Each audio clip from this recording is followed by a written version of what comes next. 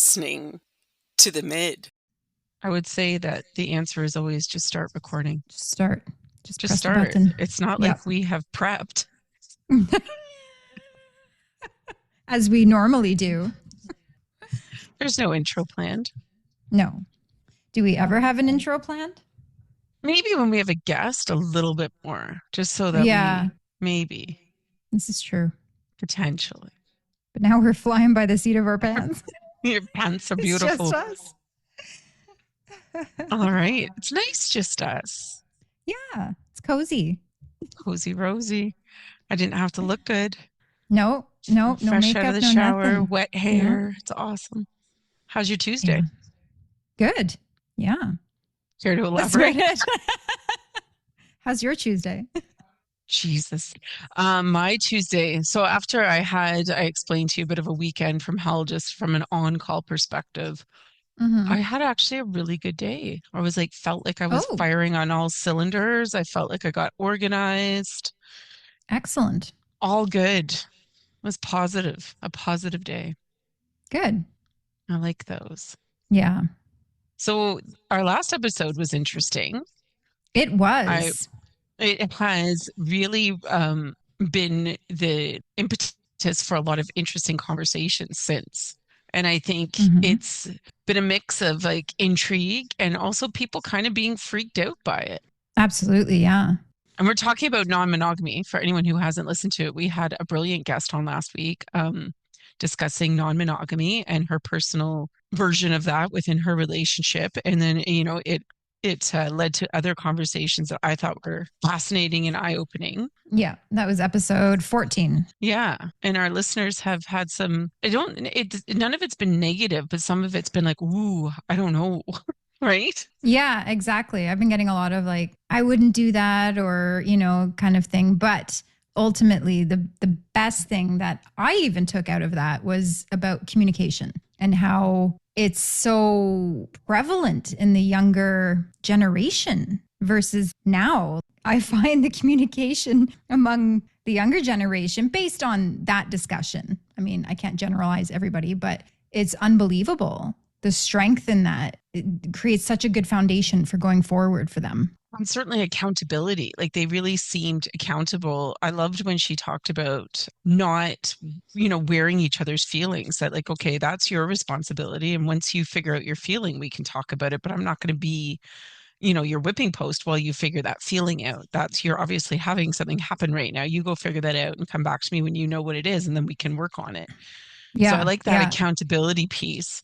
I love that because all too often you get that in relationships where, somebody's down, I mean, I'm guilty as charged as well. I've done that too. I'll just either come home or I'm just usually home, but I'll start slamming cupboards. I'll come out of my office.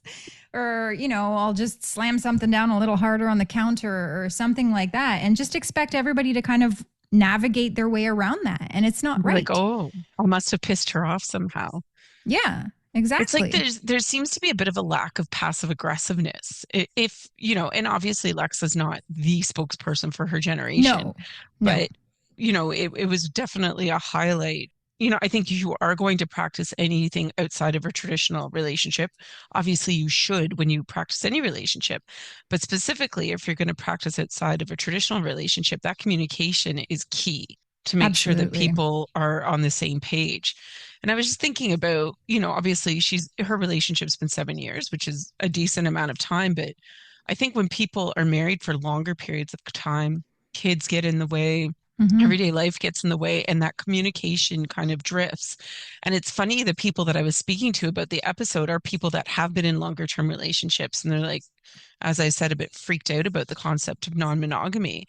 Yeah. And my point to them was it may not be for you, and that's fine. It doesn't mean that you have to subscribe to it, but why wouldn't you subscribe to having the type of conversation that would lead you to know whether or not that's for you? Yeah. Right? Because it's a real intimacy exercise to build that kind of conversation and say, okay, are you satisfied? And it's not just about sex. It's about how you're connecting and how you're what is this relationship like for you? I don't think it hurts to do kind of an inventory and a bit of an audit, right? Of how you're doing as a couple. And have you ever thought about this? Yeah. Yeah. Yeah. It's exactly like Lexa said, is that, for people in longer relationships to start asking the questions like, what are your fantasies? What are your likes? What are your dislikes? And it's not all sex related. It's almost like you can use it as a way, as a launching point to get to know each other again. And I think that's brilliant. Yeah, because you're probably talking about the everyday, more mundane things. And then you take that time to come back and regroup and, what has Yeah. changed? Because obviously you're growing together, you're changing together. So I think it was, it's less about the salacious part, the oh my God part, Yeah. you're having sex with multiple partners. It really is about how are you connecting within your relationship? What kind of conversations are you having? And do you feel satisfied with that? Yeah. Yeah. So Exactly. I thought it was great. And it really we have touched on the theme of communication many times, over the last 14 episodes, and it's something that I think we'll revisit because communication changes and your needs change, certainly as you get Absolutely. older. And you don't want to just allow these relationships to kind of go along without any attention. So Yeah. I thought it was pretty remarkable and definitely brought up some really interesting conversations within friends in our house. And Mm-hmm. yeah. So, Yeah. on the heels of Yeah. such a thing, Wendy, Oh, about communication. yes. Yeah. So, this is something I've wanted to bring up in the past couple of weeks. Um, Number one, it's going to highlight my weakness in an aspect of relationships. And I really like, the more that we do the pod, the more that we have these episodes, the more I think about stuff daily, right? Like you think about how you're Okay. interacting with people and you think about, we're thinking about what topics are coming up. Or if we have Mm-hmm. an episode like last week, we're thinking more in depth about relationships and what do those conversations look like? And what do I look like inside my relationship? And on it goes. Yeah. So a couple of weeks ago, I got into a little bit of a domestic argument with my partner. Mm-hmm. And it really highlighted how I behave in conflict, Okay. specifically in a romantic relationship we're talking about at this point. And I immediately turned into a baby. Like a really Well, now I want to like know how. How so? well, I won't get into the specifics of the argument because it was really like so, in the end the arguments are never about what they're about, and I've said that before and I stand by that. Mm-hmm. But the argument in the moment was a bit of a misunderstanding about priorities, let's say. Okay. Okay, so my feelings were hurt because I thought the priority of being with me, of spending time with me was kind of being ignored, let's say. Okay, Okay. that's a Mm-hmm. high level view of this argument. And my immediate reaction was like to kind of like shut down, cross my arms, go, fine. If that's how you feel, Okay. if you don't want to be around me, if you don't want to, and pull out all the assumptions, pull out all the hurt feelings. And it made me, it took about, I would say in the end, it was probably about, it was a less than 24-hour fight because we got back to it the next evening. We kind of resolved it. I would say it was resolved and feelings were heard and we Okay. got down to the root of what the actual issue was rather than dancing around hurt childish feelings, right? Right. And I'm gonna 100% own I'm more guilty of it. Okay. I would say that, nobody argues perfectly. I don't think anybody does, but certainly I tend to be more immature in the way that I argue. So this interested me. Okay. So understanding. So my question to you, or the things that I'd like to discuss with you, is about what you're like in conflict. So how do you behave in conflict? And that's going to be different depending on the relationship, and I recognize that. So I want to look at how you are in conflict with romantic relationships, with your children, Okay. with Okay. friends, and with coworkers, because those are really different dynamics, all of those relationships. And I Mm-hmm. think it's telling how you behave in each of those category of relationships. Okay. So I'm just So, going to start by saying, I'm going to say one okay. thing and then I'm going to give it to you. So an overview of it, because I started to do a little bit of like the old looking into, I do have some tips and tricks and reasons for how people behave in arguments. I've dug into some relationship experts. So how Oh, you handle conflict reveals valuable insights into your personality, communication style, and probably problem solving abilities. potentially indicating strengths like empathy, adaptability, leadership potential, or weaknesses like poor emotional regulation, right over here, like 100%, or difficulty collaborating. So those are the things that can be highlighted, whether good or bad, from the style of how you argue. So based on Okay. that, tell me a bit about how you argue in romantic relationships. Well, okay. So there's different levels too, right? Like it depends on the type of conflict, I suppose. So like, I mean, it's kind of hard to answer because it kind of depends on the situation. Do you know what I mean? So say a normal misunderstanding, say you're run of the mill, say your feelings are hurt. So say you don't like a decision that Chad's okay. made and you don't think that he's considering your feelings. Well, my immediate reaction usually and immaturely is to shut down. Yeah. I go quiet. I get quiet. I kind of walk away, do my thing. I just do what I do and I stew. I stew for a little while, let it build up a little more so I get a bit more angry about it. So are you talking in your head like that mother Oh, yeah. doesn't understand? 100%. In your head between your teeth? Oh, yes. Oh, yes. I'll be like going Okay. in the bathroom and be like, fuck. Oh, yeah. No, So you're I do. angry. I build it up. Yeah. Yeah. See, again, going back to what I was saying about how like that's the easiest place for me to go. And I think that's for everybody though, right? Like anger is an easy emotion, I think. But then, you know, I stew, depending on the situation, I'll get a little more angry or I'll cool down. But I need time. No matter what, I need time. Chad's kind of opposite of that. So he's like, he wants to talk about things right away. I always refer to him like a light switch, right? If we have a fight, he can like, you know, talk about it. Okay, are we done now? And the light switch is off. But me, I can't do that. So So you think that's male? I think that might be a bit male. Maybe, probably.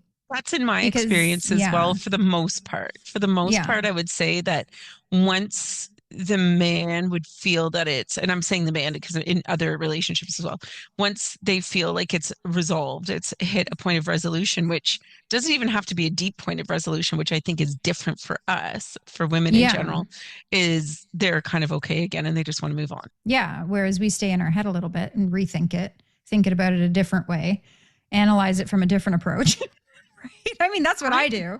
I have a really hard time thinking that I'm wrong because I don't feel like I am. Like, even in this argument, even when I'm thinking it's totally resolved, I know what was bothering me. I understand. But do I think I was right? Yeah, I was right. I know I was right.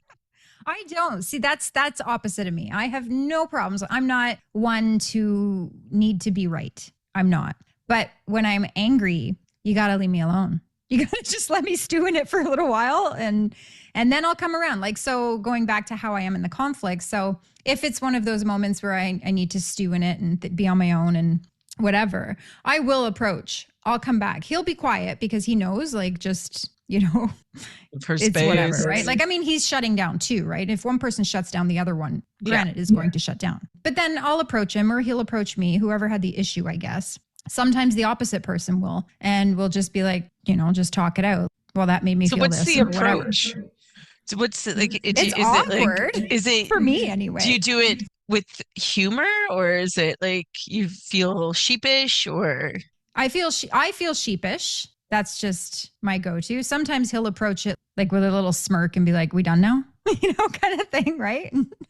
Sometimes that'll annoy me. Sometimes I'll laugh, right? But okay, if it's my fault, if I'm the one who's, you know, going off to stew and, you know, need a moment, I feel sheepish, I think, because when I go back to approach him, I've kind of put him into that position where he needs to shut down. Do you know what I mean? But my first thing is usually out of my mouth is always like, I'm sorry I did this. Or I'm sorry I acted this way or whatever, right? So going back to like your approach. So if you're coming to him because you're sheepish, are you embarrassed that you behaved childishly? If that's how you feel you behaved? Probably, yeah. Or probably sometimes I feel like not childishly, but overreacting, maybe. Or even just sometimes because you don't talk about everything, right? 25 years, you pick and choose your battles. So sometimes I think I'll overreact when I should have just talked about it from the get-go. Do you know what I mean? Like it was just something that maybe something the week before pissed me off and I still hadn't let it go, or you know what I mean? Like that kind of thing. I don't know. That's my go-to though, is shut down. And it's not good. I'm not shut laughing down, about it. stew. Yeah. And then reapproach. Yep. Okay. So what about if it's your kids? If you and your kid have had a big fight about something? Is it easier, harder? Easier or harder? I don't know. It's just different. I still need my moment. I still kind of shut down. Like if Daniel pisses me off or something. Poor Daniel. He gets the brunt of everything in this podcast. Damn that Daniel. I'll stew on my own, right? Like, I mean, we don't live in the same house.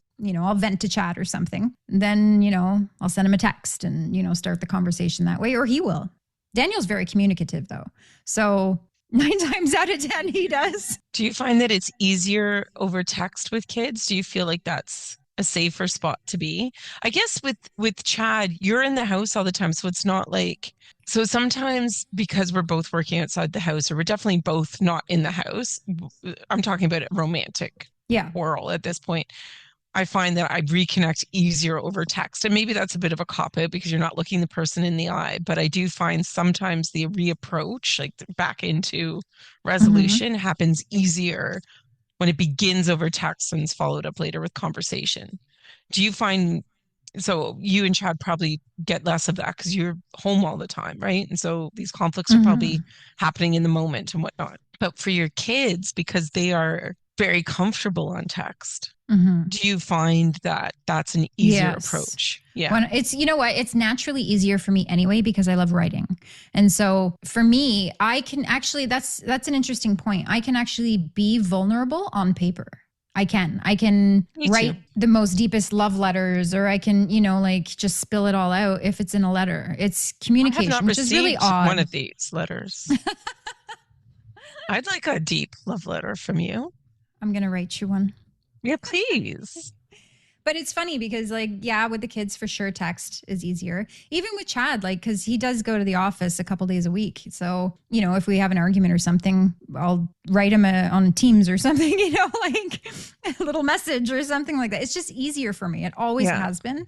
And it's really funny, oddly enough, that we have a podcast because so much harder for me to voice things than it is for writing. So I thought you were going to apologize to people on the podcast. We could have a sorry corner at the end. Just like, okay, so for this week's apologies, I need to address my behavior on Monday night at 7 p.m. when I acted like a real asshole. I'll read a letter. I'll read a little letter to whoever I pissed Dearest off. Chad. That would be awesome. I find the kid thing, I find it easier in a lot of ways because the dynamic, there's a bit of a different power dynamic with your kids, right? Like you have a bit more power as a parent. But where I find it harder, but it's more important to me, is if I've behaved poorly, I feel worse about it sometimes when it's my kid. And I have to say sorry because that was a promise that I've always made to myself, is that I will always apologize when I'm wrong, because that was not my experience with my mom. So that's a huge must for me if I feel like I've done something wrong. But then it is definitely a little bit more like humbling, I guess, in those moments with your kids too, when you've really overreacted and you don't, and you want to seem like you've got it together and you're cool and you're calm and you're collective, especially with older kids, right? Because your relationship is different. It's not like you're in the heat of the moment with them anymore. They're not living with you. If you have a disagreement, you don't want it to impact your relationship. Yeah. Or I think you think less about that when they're in the house with you and everything's just heated because you're in close proximity or whatever it might be. And every kid is different. And I have, of the 3 of them, there's, 2 that I deal with conflict with really well. And the other, we both are, slow to come around, so it's it's a little bit more on tender hooks. But I find that. What about with friends? Do you have many conflicts with friends? I'm gonna be honest, I don't have many conflicts in general. Even Chad and myself, we really don't argue much, which is kind of weird, I guess. But I guess not. We found our jive, right? I mean, 26 years this year, so, and we've learned what battles to approach and which ones to just, sweep under the rug type thing. For friends, I don't have a lot of friends. So no, I don't argue with them. Okay, then what about extended family? So put friends into extended family then. People you don't live with. People you don't Yeah. live with that are that you need to maintain relationships with. No, I mean if I have an issue, like if I have the issue, I'll approach for sure. I do it in a very different way though. It won't be like I'll sugarcoat often, you know. It depends. It Give me depends. an If it were example. you, What does that look like? What does a sugarcoat look well, like? it would be like, I don't know, like, oh, do you remember this time? Like, I'll just be really nice about it, you know. Like my whole manner tends to be like, ha ha, you know, like. So it makes it sound like it's not as big of a deal that than it actually is. Yeah, yeah. But I wouldn't do that with you. Well, I should hope not. But I guess close friends, like super, you know, like you, you know, like no. But I think everybody else, like acquaintances or whatever, then yeah. Well, acquaintances, I probably wouldn't even approach. To be honest. Guy walking down the street. Yeah, I mean, you know. What Listen, about you? buddy. So if I have a real like I can't, the thing with me is that I'm not good at sitting on stuff and I'm not good at brushing stuff under the rug because it will continuously bother me until I feel it's that it's resolved. Do you hold a grudge? I think we've covered that. No, I mean, I don't know because I do it because I feel like it's important for me to address it. Okay. Pretty quickly. Like I don't like to let things lay for too long unless in taking that time I've decided it's not worth bringing up because like the consequences of bringing it up are going to be worse than not bringing it up. And I don't mean with something where someone's offended me like to the core and it's a character issue or something like that. I'm talking about run-of-the-mill arguments.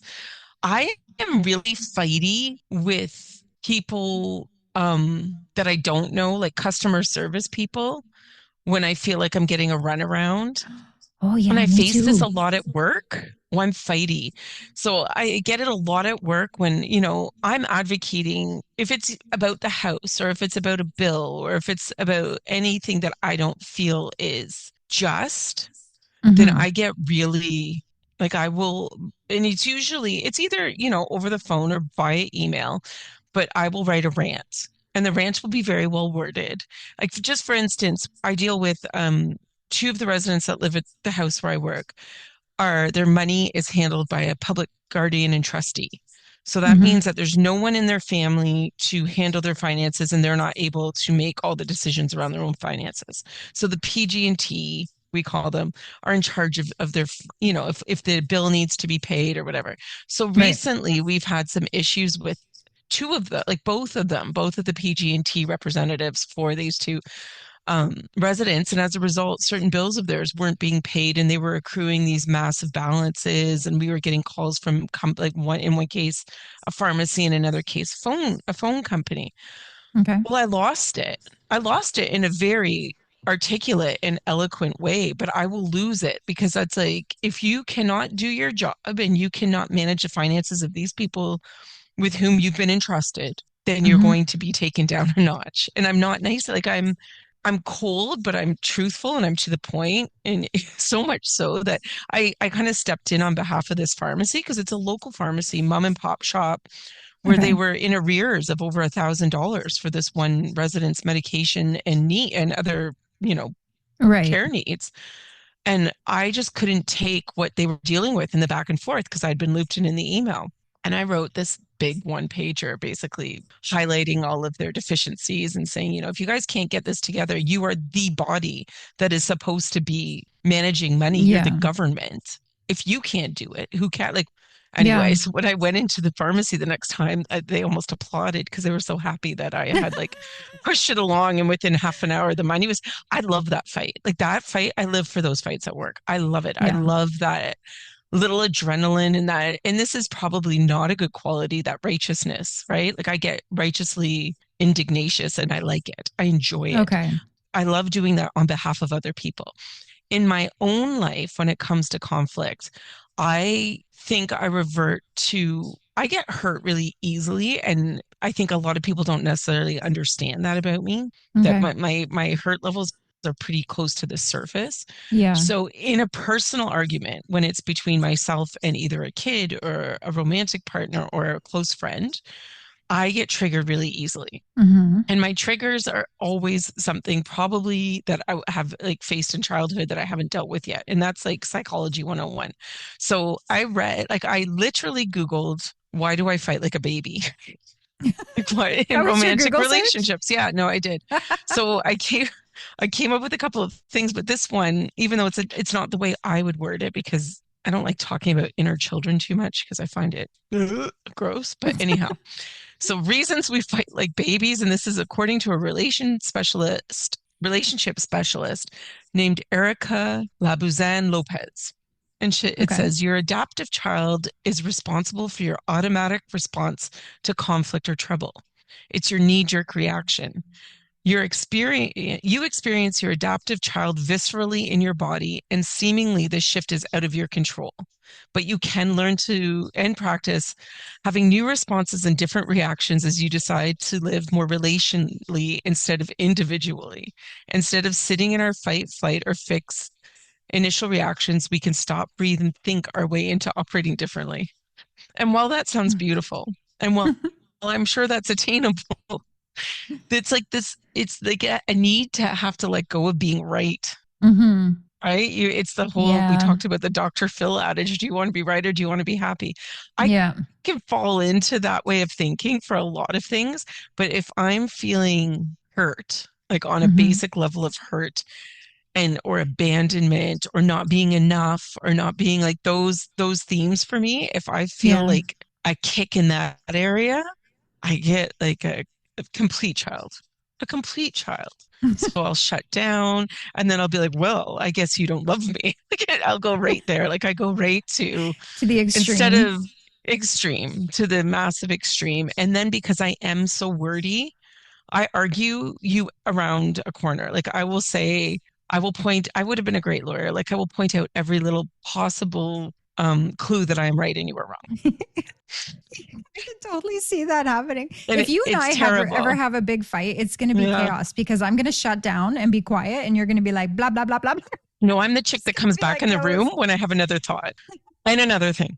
And another thing. And have you ever thought about, and what about like my texts when I argue? And actually, I was looking back at them about this specific argument in reflection for today, like so that we could talk about it. And it is embarrassing. Like it is. And it definitely afterwards, when I have calmed down and I have to do the reapproach, I'm very vulnerable because then I've read through whatever I've written. And it's not that I'm wrong. Once again, I am right. However, I may have behaved like a child, but I still think I'm right. So that's like something I probably need to work on. And that was the other part of my question. Like, is there anything that you would like to get better at in the way that you fight, like in your fight style? Oh, yeah. Oh, absolutely. All of it. What would you do? Well, I would love to have your skill. And you know, what, Chad's skill for that matter. No, as far as like articulating, like my oral communication, you know, that I stumble over words or like I never cry. I never, ever, ever cry. But when we have a fight and I'm angry enough, I shed tears, not because I'm sad, but I think because I have so much emotion that I can't get out. That's the only way it comes out. That's literally mostly the only time I cry. You don't think it's hurt? No, not always. I mean, yeah, of course, sometimes I've been hurt, but most of the time, like when I get really angry, that's my response is I'll cry because I can't vocalize it. I just shut down. And that I would love to get over. I would love to be able to just like do what you do and really sit down and talk about it. No, and come in and out of a room and say all the reasons I'm right. That sounds appealing to you? Not that part, but you have such a way about communication. You can articulate things so well. Your thoughts. You know what fascinates me about you? It absolutely fascinates me is that you don't have to think before you speak. But I should, especially in a conflict. Wendy's laughing. That's where the silence is coming. I can't hear your laugh. You're such a silent laugher at times. No, I mean, you don't have to like if I have something important I need to say, I seriously need to think about what I'm going to say a good 5 minutes before I say it. Like I have to roll it over in my head to get the words right. Writing, it just flows out. It's very strange, but you don't have to do that. Like even during the podcast, you'll have thoughts that just naturally go from your head to your mouth. And it's just impressive. No, it is. It really is. It's a It's a recipe skill. for disaster. No, it's truly a talent. It's a talent like I've never seen on somebody before. Like it's so impressive. I wish I could do something like that. I just can't. I need to think about.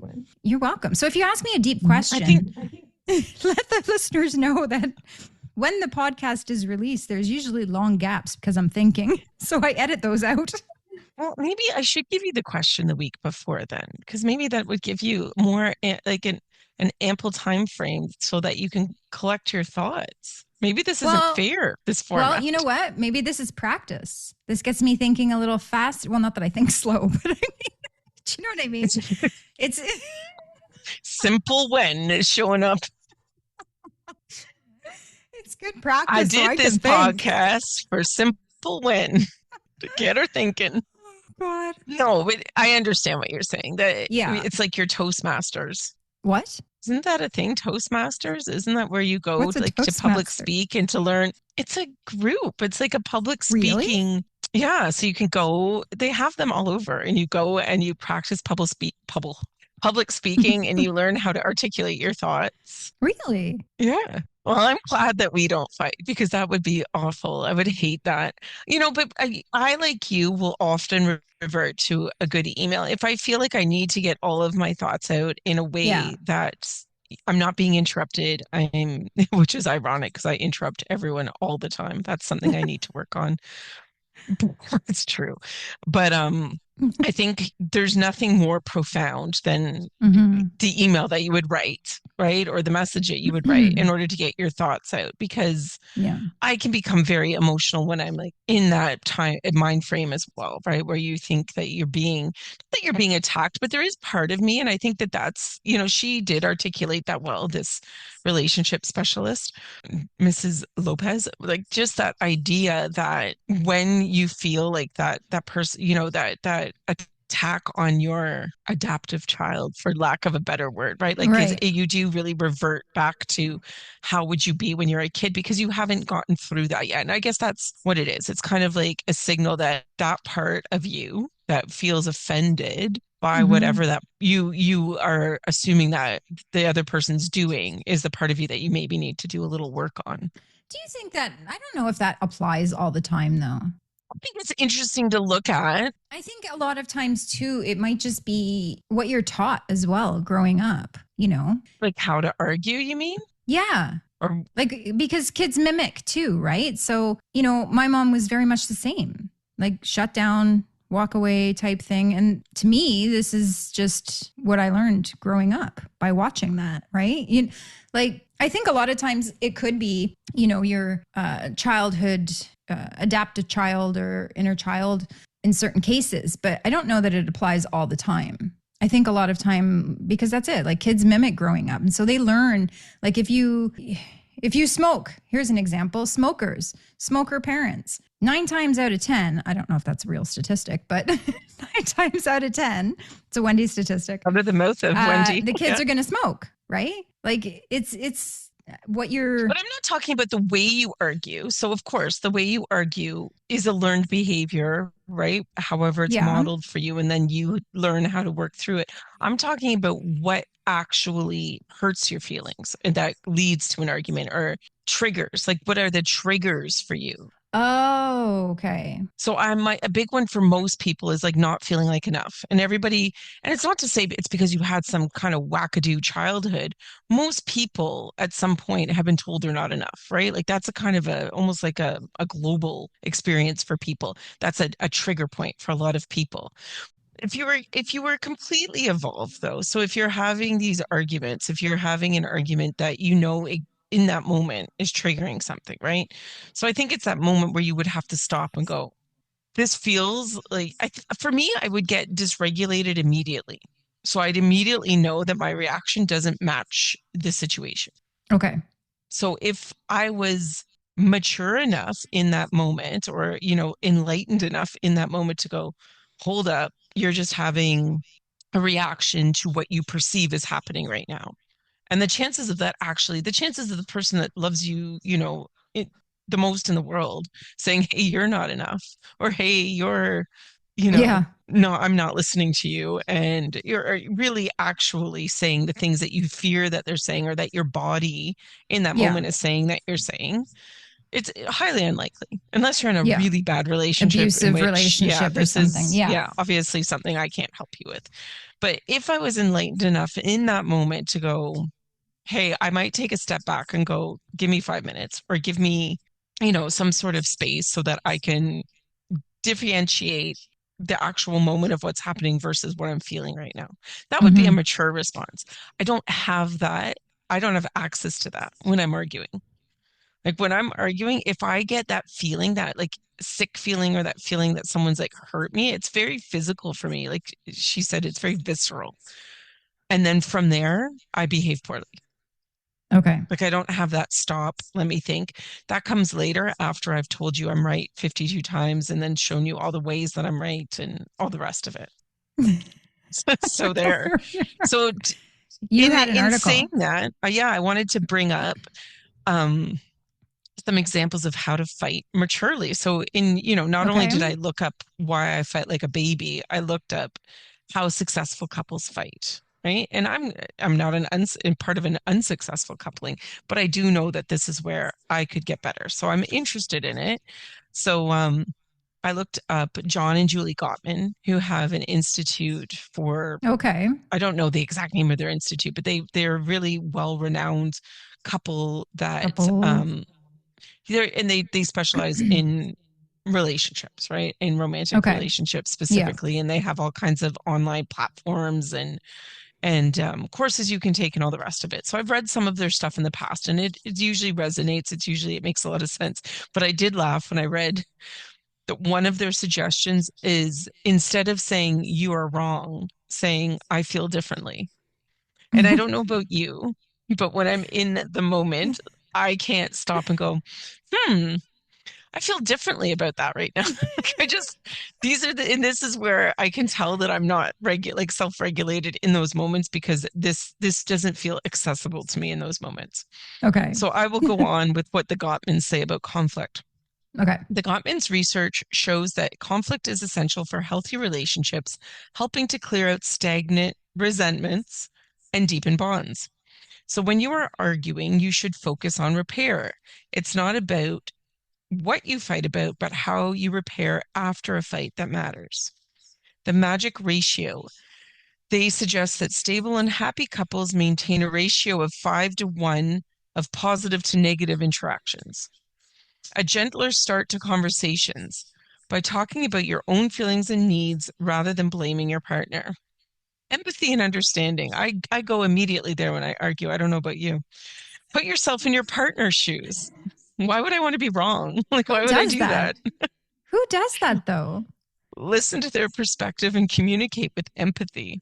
Avoid blame and judgment. Don't judge or blame your partner. Instead, focus on understanding their perspective and their fight right approach, which includes an emphasis on a collaborative approach to conflict, aiming to calm down, stay connected, and understand each other better. And they also Gottman-based therapists employ a method where couples spend 6 intentional hours per week to communicate and connect, which I find excessive. But maybe that's when couples are in trouble because it says that their therapists employ a method. So maybe if a relationship's in trouble, you have to Yeah, like like do you a need you reset or something like yeah. that. Yeah, No, I because on think the day all to of day there's no way I'm like those are not no. you're in a heated argument, you're not going to be like, "Wait a minute. How am I making you feel?" Like, I'm not going to do Yeah, that. no, It's going to be no. all And about how that's I'm feeling. well, Not and that this that's like healthy, takes the but conflict out of conflict, right? Like to mm, me, and my interpretation of conflict, like maybe there are really healthy conflicts that say, Wendy, right now I'm feeling differently than you, and I would like to take this opportunity to tell you how I'm feeling. Like I don't fight like that. I don't know no. people that do.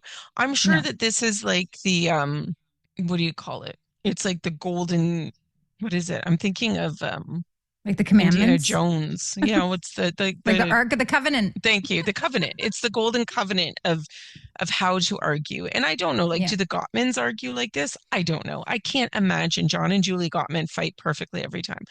Yeah. And it is human nature to be triggered and to go to a place that's not necessarily always kind.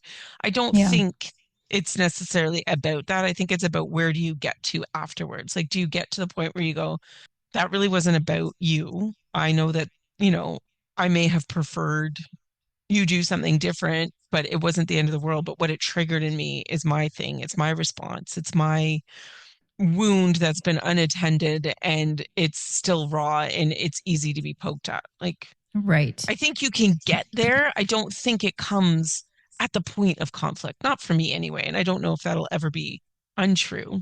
I mean, Yeah. this might be very unpopular to say, but does that sound a little boring? You know what? It's fun. It does. I wouldn't like to be that. That's too scripted almost, right? Like it's too, It's too like measured. just It's feel what almost you're too feeling and measured. work through it, you know? Like that's what I say. I don't want to be that regulated. Like I need a little bit of Yeah. emotional dysregulation to like myself. Yeah. Like Yeah. I'd get so sick of myself if I spoke like this. Oh yeah. Can Oh you my imagine? God. I'd probably punch myself, Yeah. to be I'd punch honest. you. Thank you. I really deeply appreciate. So I think that this is a whole other, like, you know, it obviously goes along the theme of our of communication and very different than non-monogamy, but important in the way that we're communicating in Yes, relationships. absolutely. And I like that kind of like it makes you think about how you behave in conflict. And I enjoyed kind of like watching myself because there's times at work when I really congratulate myself for how I am responding in a measured approach. And it's not like I'm in conflict all the time at work, but because I manage people, part of Mm-hmm. that is either working out conflicts between two people or settling a disagreement because the staff seems disgruntled and trying to get to the, and sometimes that brings up things that I do get defensive over. But the difference in those conflicts is that I'm able to regulate a whole lot easier than I am at home.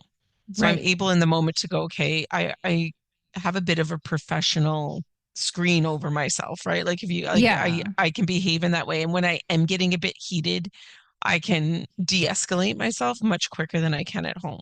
Whereas at home, Yeah. I don't know, you're just a lot more vulnerable. You're a lot more open. Well, yeah, and it makes sense because your relationships at home and surrounding that are deeper, and any conflict will hurt you more. Like any issue that's come up will hit you harder than it does at work because it's a little disassociated, right? Yeah. No, good point. It is a disassociated experience. But Yeah. it does kind of irk me sometimes how I can be so mature in so many different settings, in so many different ways. Yeah. I find it fascinating. I find people's dynamics fascinating. I find where people argue from really fascinating. Like Mm-hmm. how people argue, where people get really heated and how other people, can be a bit more measured, or maybe they're passive aggressive and they're horrible at that. Like in that respect, I find it just endlessly fascinating. Intriguing. Yeah. Yeah. Well, Human now behavior. you've got my noggin working. Well, as long as I have your How? noggin working. because because when I am having, like, when I do shut down and, and if it's a heated argument or something, I shut down, walk away.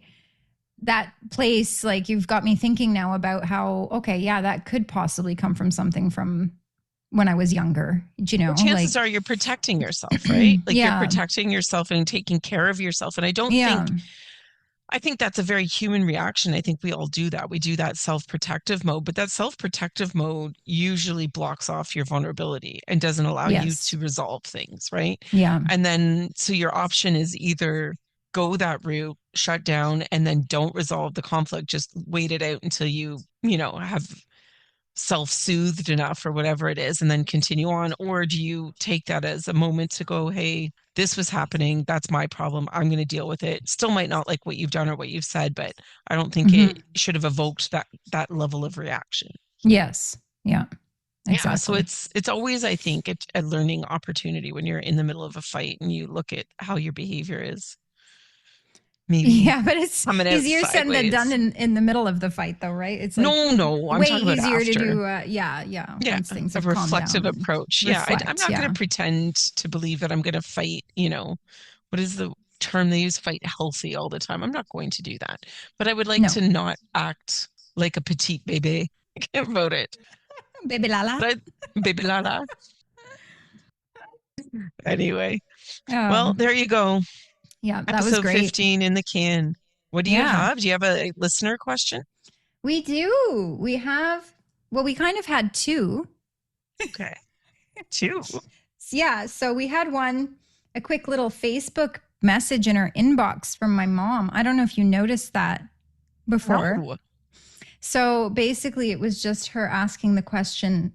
Literally, all she said was, "How do I watch this feckin' thing?" So I answered her and I sent her the link. So that's fine. But that makes me want to give a shout out to it. We won't say any names, but our old grade school friend who reached out to you. And I thought was the sweetest message where he was asking about how to listen to our podcast. You had shared it with me. Yes. Like it was a love. And this is, if you're listening, Stu, we can say his name, Stu, like that message just was so sweet. Made our day. And the fact that you fabulous. would even think about trying to listen to something that you didn't know how to or what it was, but you were doing that because that was so kind. And it just, he was the nicest kid growing up, and what a lovely thing. That just completely made my day when you read me that message. Same. Yeah, that was wonderful. But we do have a listener question. I believe her name is Isa. Mm-hmm. Or Isa, I believe. Hello, Isa. Isa. From Isa. Amsterdam. Yeah. And she wants to know what? Gooden? Is that what is it, Dutch? Is it Amsterdam Dutch? Is that Dutch? Vlekken. There's vlekken on my shirt. That's what I know. That's what? A Dutch term. What does that mean? Vlekken, like schmutz, like vlekken. Well, that clears it up. Like if you've got like something on your shirt, you go, "What is this vlekken on my shirt?" Really? Well, that's what one Dutch person said to me. Oh, okay. So Isa, yes, Isa. If you had to describe midlife in 3 words, what would they be? Reckoning. Yep. Calmness. Mm-hmm. Bold. Yes. Go forth and be bold. Yes. Those are my 3. Yeah. Freeing, confidence, contentment. Yeah. But that is a good question. We did have a little bit more conversation about that before, but just I love this point of life. I love that we have this opportunity in this format to like reflect on it and to enjoy it and to dive into it, because it's such a fascinating time. Like it can be. I think it can also be a really trying time. I think that like if your hormones are out of whack, which mine certainly were, and I was up and down all over the emotional roller coaster for a long time before I started HRT.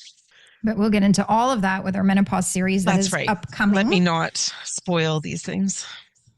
And again, so we have asked the question on Facebook. I've got on my personal page, I've gotten some really good, lively conversation about things we should cover. This is going to be a series that we probably maybe do a bit of an introduction to in this season, but really dive into in season 2. So if there are parts or things that are specific for you that you want to discuss in midlife, or specifically around menopause, perimenopause, please let us know. Drop us a line, and Wendy, maybe that can lead you into housekeeping. Yes, it will. Just right now. That was a flawless segue, Wen. Jeez. Hand it to you on a silver platter. I screwed it up. That's all right. All right. So you can email us at themidconversations@gmail.com. Instagram and YouTube, our handle is @themid_podcast. Our Facebook page is @midpodcast. And if you subscribe on our website, you will get an email notification every time we drop an episode. And the website is themidconversations.wixsite.com/podcast. Well done. And please share if you like what you hear.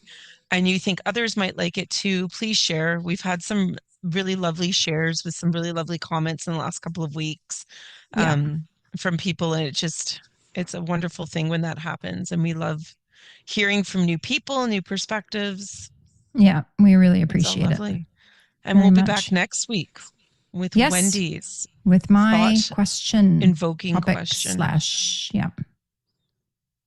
Yes, we it's will. about Slash musician. No, I was saying topic / question is what I meant to say. Slash. It's all about Slash. We were huge fans of Guns N' Roses. No, we were not. All right, let's let the people go. All right, we'll not see you. We won't see you next week. We won't see you, Mary. You'll hear us. Yeah, you'll hear us next week on The Mid.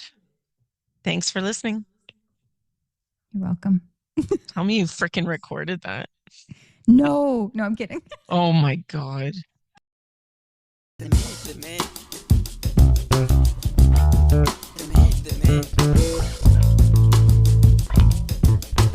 The Mid.